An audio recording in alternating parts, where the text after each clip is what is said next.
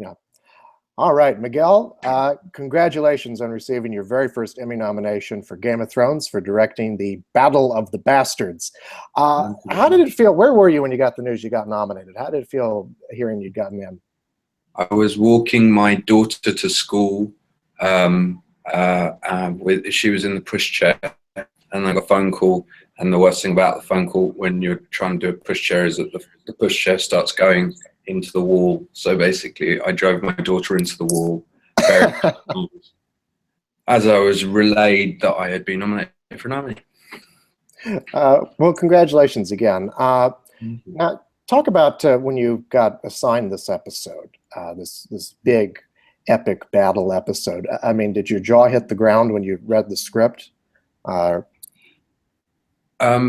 mean, no, not really, but that's mainly because I'd done Hard Home the year before. So when I read Hard Home the year before, my jaw had hit the ground, and then I had gone to lie down for a short period of time so that I could recover, and then read it again and realized that it wasn't going to change. It was still that big. So the second time, I think I was kind of expecting it, although I had been duped into believing smaller come together. But that's just David and Dan's way of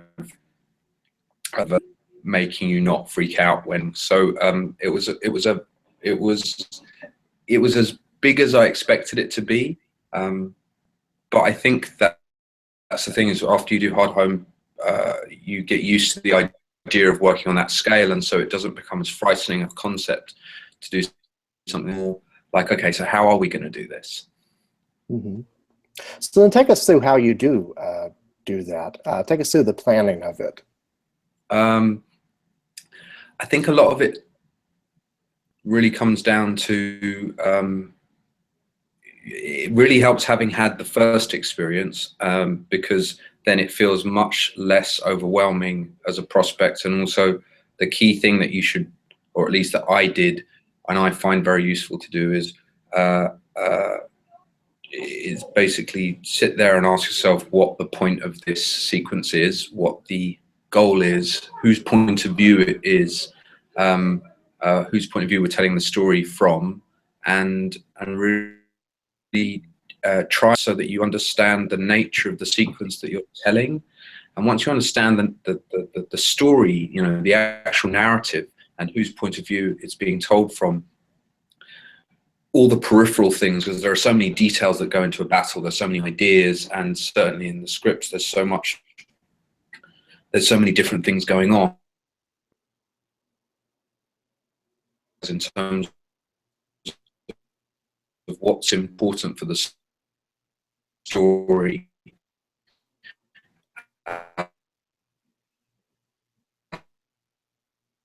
And it's important to drive that particular narrative form, use me to particular storyline and follow it through its to its conclusion, and make sure that those stories make sense. And then you start to add the other bits back in. So you kind of deconstruct your sequence to be able to reconstruct it. And so far I've found the way of approaching things, and it also means that you don't try to retain so many things in your head and so many different ideas to start with until you're familiar with the material. And once you're really familiar with the material, you can then start running multiple storylines at the same time and saying, well, if John is over here doing this, then what's Tormund doing at this particular point? And why does he be related? Where is he physically? Where is he dramatically, etc.? Mm-hmm. Does that make sense? No, it does. Yeah. So after you've made those decisions, are you a storyboarder? Do you, or are you just a strict shot lister? Or, you know, take us through the stages of. What's the next thing to be? Say what? I think so. An enormous amount of it for me is about breaking it down in my mind so that I understand the story I'm telling, and I'll spend a lot of time doing that. And then in the process of doing that, I to come up with ideas and images that I really like, and they don't necessarily, they may not even relate to the script that I've written, but they're these ideas of, wow, wouldn't it be cool to see Wun silhouetted against the sun on top of a pile of bodies fighting off other people crawling up either side of the body pile towards him. And so then I give that, that becomes like a key frame, I call it, that I put somewhere and say, I'd really like to get to this. And maybe I don't have a script that actually allows me to get to that, but how could the script inspired that idea, so how can I actually start to get storyboarding in my little bit is that I want to cover in the sequence. And I find it actually, you know, I was a storyboard artist, that's my background and history, and I find actually as I direct more, I storyboard less. And that's not to say storyboarding isn't super useful, and it is, but for example, in Battle of the Bastards, I didn't storyboard anything. Really? The thing that seems important to me is you play around with images quite a lot in your head, and you come up with images that are long lasting. So for example, closer to the time, I'll try and write like I'll try and do the shot list 3 times over the course of prepping for the sequence. The first time I'll do it just when I'll have the script on one side, I'll have the shot list. I'll shot list on the other side of the blank page next to the type on the script. And so I'll shot list once, and that'll be a jumping off point of discussion for the DP and as far as the schedule is concerned.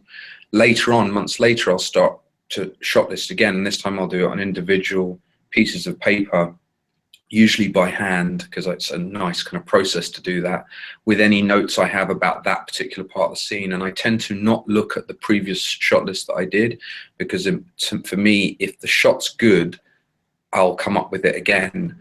So it kind of weeds out the ideas a little bit. And then the week before, the beginning of every week that I'm shooting, the whole week's work thing, I don't look at the old shot list. I try and shot list afresh. And then I never take the shot list to the office with me at all, because really that's just my process. My process is like, writing those lists helps me to focus my brain as to what it is that I'm trying to do and what I'm trying to achieve. And it's also a good way of getting to the core of what the good ideas are. And also, you know, there's so many things you do as a safety when you first start shot listing or storyboarding something. So many things, I think I need this shot, I think I need that shot. And eventually you start to realize that you don't necessarily need all of one shot, or that one camera move is various 6 that you have. So it's quite an organic process. And once I have all of that, and then what we do is on Game of Thrones specifically, they do a previs, and the previs is there's very different ways you can approach previs. This year I did it differently from the year before. This year I actually prevised off my shot list. So I basically started, I almost did it as if I was shooting the film, but instead of shooting it, I gave it to a previs artist, and I said I want a shot that tracks along all of these guys, all, you know, along the one what's called, all along the Boltons, all along the Allied troops. And they would actually give it then up to an editor, construct important.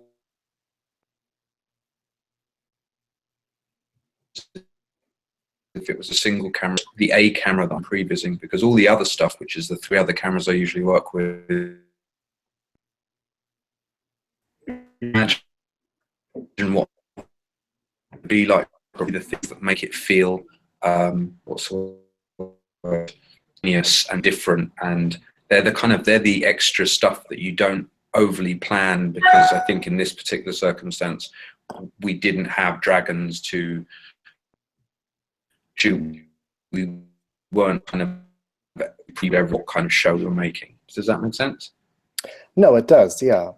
So take us on to the set. You've done all this planning and prevising. How open are you to new ideas? How able are you to do new ideas on something so complicated and complex?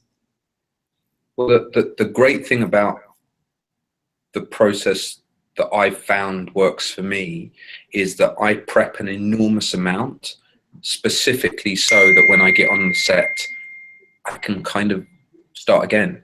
That's the idea is that I know if worst comes to worst, I can always fall back on the original plan or idea that I had.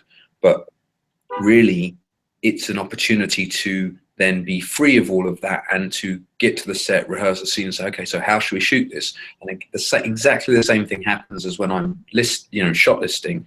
Is I remember these shots I really liked, and I go, God, this would still work really well. And I remember I wrote that previously, and I had written it before. This is maybe the third time that I'd written that same idea. So this is going to work really good. But then there's a couple of other shots that I realize don't have any importance or reason to be there anymore. And so I don't need to do those anymore. But there's a different shot, top shot, which I really realize as I'm watching the choreography of the fight, this would work really well for it. The whole idea is that it makes it easier to come up with new ideas on set, be open to new ideas on set. And I think it's kind of an essential part of it. It's not the same as when, for example, I did the dragon, the Marine Slavers Bay sequence, which it really had to be exactly as we had shot it. And even if we shot extra shots, we knew that they were alternatives rather than additional shots because of the cost of every single shot, because there were so many visual effects involved. That's one way of shooting a battle sequence. In this particular circumstance, we wanted a chaotic feeling, and so that it was okay to come up with new ideas. It was okay to change things around, as long as while we were shooting it, we could relate the choices we were making back to the original question, which is whose point of view of this is this, whose story are we telling, and what is the story? Mm-hmm. Is it easy for that sort of thing to get lost in the, let's say, chaos of all the action that's going on? Big time. Yeah, it really is. Yeah. That's again, this method is not this melt from sequences and found. I'll give you a good example. I did a sequence on Falling Skies years ago, which was a bunch of kids who were in a kind of weird kind of birthing chamber, having these parasites attached to their backs by these alien beings. There were 9 children, and it was all about them trying to escape, coming to discovering this was going on and then trying to escape. We had a day and a half to shoot it. I storyboarded it to death, absolutely every single storyboard, and then I came to shoot it. And the mistake I made at the beginning of the shoot was that because we didn't have time, didn't do a master of the entire sequence first, because we'd never be able to use it because there are parts and things that literally would make the shot unusable because we wouldn't have had time to put them onto the backs of these kids, etc., etc. So all sorts of reasons why a master shot wasn't worth doing. But yet the fact that I didn't do it and I immediately broke down into shooting modular sections of the sequence meant that it was actually very hard for the crew to understand throughout the first day what we were shooting because they hadn't seen it. What I learned from that is that no matter how you do it, bringing everyone together and showing them the story from start to finish once, no matter how bitty it may seem, it's an incredibly useful way of bringing everyone together so that they understand where they are in the story. So that is a response to that, coming up with that idea and then therefore focusing down on the notion of, well, to really understand that I'm going to show everybody, I need to know what the story's about. That's a response to my experience of doing things that didn't work in terms of process. So what I think to go back to your question, which is, correct me if I'm wrong, so I may have forgotten your question, the chaos of that sequence and choosing. Sorry, remind me what it was. It's can the story get lost in the chaos of shooting? Yes, exactly. Just as it just did just now from telling you a question. that it's so easy for it to get lost because we're thinking in so many different tangential ideas, trying to maintain and keep together so many things. Is there enough mud? Is there enough blood? Are the horses enough? Will I be seeing the background too much? Is there enough smoke? Is there enough snow? I mean, on Hardhome, it was incredible how many things had to happen before you could actually roll the cameras and yell action. You forget about all of these details. And so for me, what I try to do in prep is drum home until it's instinctive the basic questions of what that story is about, whose point of view it is, and how and what the purpose of the sequence is, so that it becomes a thing. Like, I don't really think about it anymore because I know that it's going to be inherent in everything that I'm trying to do. I do that with the crew as well. That's another important, I guess that's the point I was trying to make, is the crew get that treatment too, because if they don't know what they're trying to achieve, then they can make a series of decisions that takes us off course, and then suddenly they're not shooting handheld anymore when it clearly needs to be a handheld sequence, for example. Right, absolutely. And how much guidance are you given from the showrunners in, or help, should I say, in keeping the story or the style kind of on track? Well, in the case of Game of Thrones, I think we had lots of initial conversations about it, and then they put the previs together, and they came up with the idea, and I basically would go in, I would pitch them, I would talk them through the story of what's happening, as if I was trying to tell a story to a friend, and they would respond and say the things that they liked, that they didn't like.